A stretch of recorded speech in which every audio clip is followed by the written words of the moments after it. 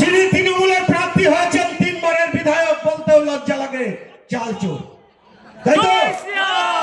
চালচোর, চালচোর ভয়তে থরথর থরথর করে কাঁপছে। তার কারণ সে যে অপকর্ম করেছে। এই জেলা তখন উত্তর 24 পরগনা জেলা ছিল, তার দায়িত্বে ছিলেন উনি।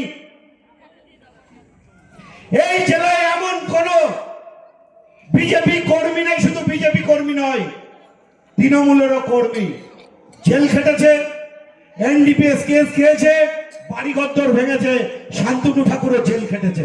জানেন আপনারা? এই চালচোর উনাকেও জেল খাটিয়েছিল।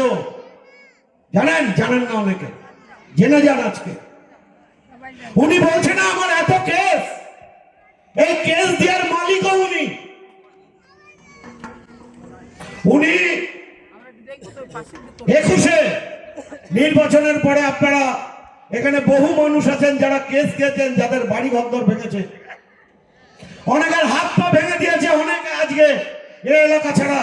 আমাকে গতকালকে একজন মহিলা কাঁদছে, তার পুরো পরিবার বাইরে পালিয়ে আছে এখনো, তাকে এনডিপিএস কেস দিয়েছে। তাকে ক্ষমা করবেন? জোরে বলতে হবে, ক্ষমা করবেন? কারণ চালচোর জেনে গেছে সে প্রাক্তন হয়ে গেছে।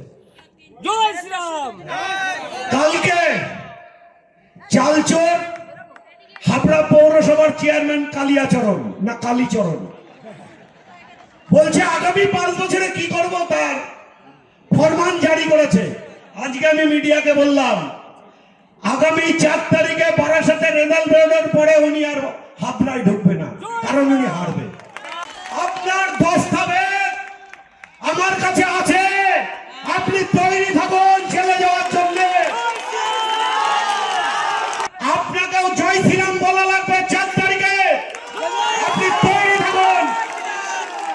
ওইসব গুন্ডামি দেখাবেন অন্য জায়গায়। আপনার যে মালিক চালচোর, আপনি মালিকের ভরসায় করছেন, ওই চালচোরের ভরসায়।